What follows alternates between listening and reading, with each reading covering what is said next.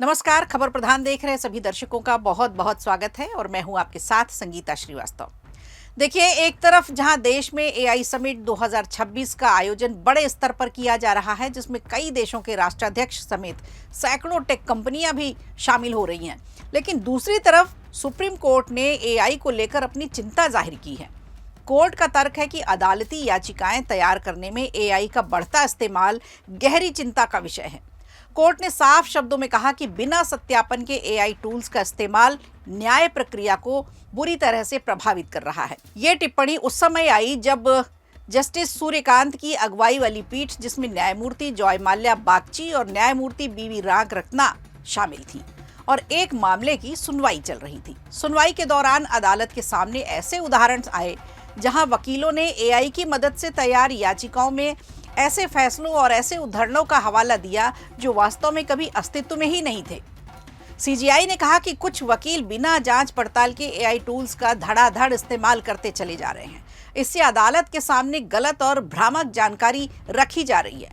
अदालत को भटकाने का काम किया जा रहा है, जो न्याय प्रक्रिया के लिए बेहद चिंता का विषय है। न्यायमूर्ति बीवी नागरत्ना ने एक चौंकाने वाला उदाहरण देते हुए बताया कि अदालत में दया बनाम मानवता नाम से एक फैसले का हवाला दिया गया, जबकि ऐसा कोई निर्णय कभी हुआ ही नहीं। इतना ही नहीं, कई मामलों में वास्तविक फैसलों के ऐसे अंश पेश किए गए जो मूल आदेश में थे ही नहीं। सीजीआई ने यह भी बताया कि इसी तरह का एक मामला न्यायमूर्ति दीपांकर दत्ता की अदालत में भी सामने आया था।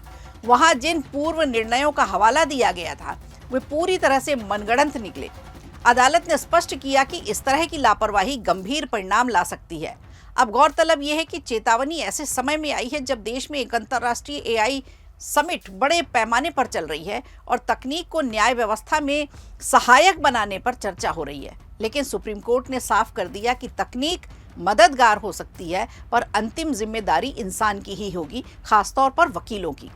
अदालत ने संकेत दिए कि जल्द ही सुप्रीम कोर्ट रजिस्ट्री और सभी हाई कोर्ट्स के प्रशासनिक निर्देश जारी किए जाएंगे, जिससे न्यायपालिका में एआई के दुरुपयोग को रोका जा सके। दरअसल एआई आधारित टूल्स कभी कभी हैलुसिनेशन यानी काल्पनिक जानकारी भी उत्पन्न कर देते हैं। अगर वकील बिना सत्यापन के उसे याचिका में शामिल कर ले तो अदालत भी भ्रम की स्थिति में आ सकती है। सुप्रीम कोर्ट का ये संदेश साफ है कि तकनीक का इस्तेमाल जिम्मेदारी के साथ हो, रिसर्च हो। ड्राफ्टिंग में एआई सहायक जरूर हो सकता है, लेकिन तथ्यों की पुष्टि करना, सही उद्धरण देना तो वकील की ही जिम्मेदारी है।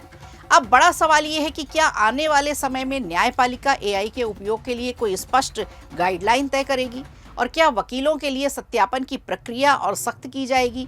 फिलहाल सुप्रीम कोर्ट की चेतावनी एक बड़ा संकेत है कि एआई के इस दौर में भी न्याय की नींव तथ्यों और सत्य पर ही क्यों टिकी हुई है। वीडियो अच्छा लगा हो तो लाइक कीजिए, शेयर कीजिए और कमेंट बॉक्स में हमें ज़रूर बताइए।